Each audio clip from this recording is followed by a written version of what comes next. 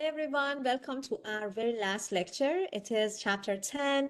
I don't know how time flies because I feel like it was yesterday that I was doing the first lecture. But this semester, I mean, like always, a spring semester is just going so fast. You're gonna have your quiz by the end of this week. And right after that, on Monday and Tuesday, we're gonna have the exam. Um, it is going to be only Monday and Tuesday, not going to be Wednesday. I mentioned that in the previous lecture, but again, I just wanted to mention again. You're going to have your final project, which is so important. Without submitting final project, you cannot, I mean, you probably cannot pass the course because it is just a significant portion of this course. So before submitting final project, make sure you're going to check the grading criteria because I was so specific in mentioning different parts of your project. Make sure you're going to submit consent form for children, especially for option 1, 2, and 3. For option 4, you don't need the consent form, but you have to do some extra work of self-studying and just watching different cartoons, which is fun, honestly. But you have to write down different violence in those media contents. If you have any question, you can always get back to me, but do your best for your final project because it is very important. So let's talk about chapter 10, language and communication. I love this chapter. This is my fave. Not because of I'm working in the same area, but because language is always fun. But what is language? Language is just a dynamic system of symbols. Like you can see here, everybody in different parts of the world, they do have different terminology for saying hello. For example, in North America, we have hello, but in South America, we have hola, right? Then we have for example, bonjour, we have salute. In Persian, we say salam.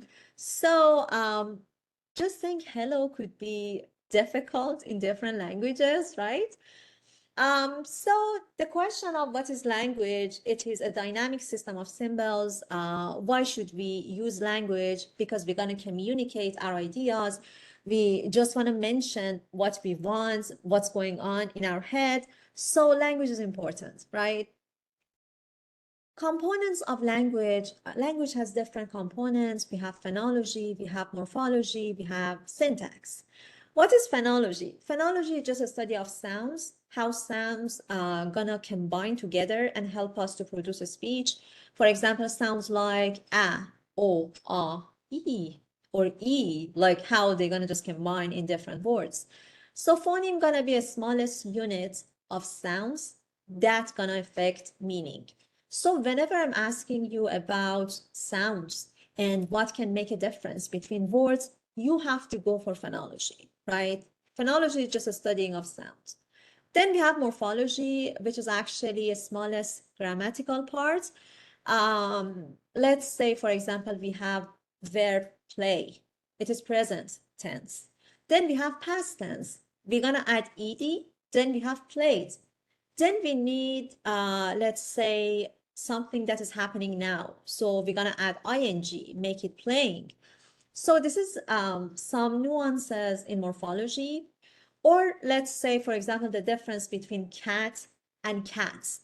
One of them is plural, another one is not plural, right? It's just single. So these are small nuances, gonna be morphology.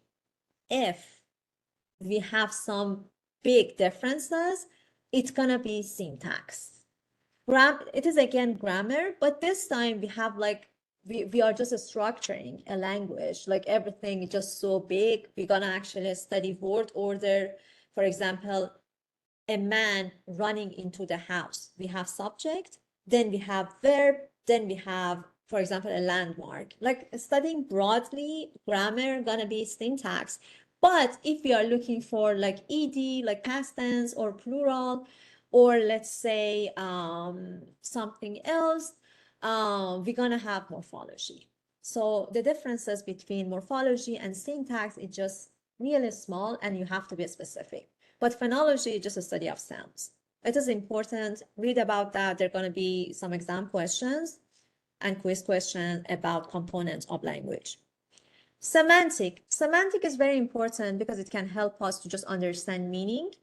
I mean, without knowing the meaning, you cannot actually use the word, right? Then we have pragmatics. Pragmatics is also important because it can help us to communicate. For example, you know the meaning, but you cannot use every word in every possible context. You have to look at the context, then use, for example, a specific word.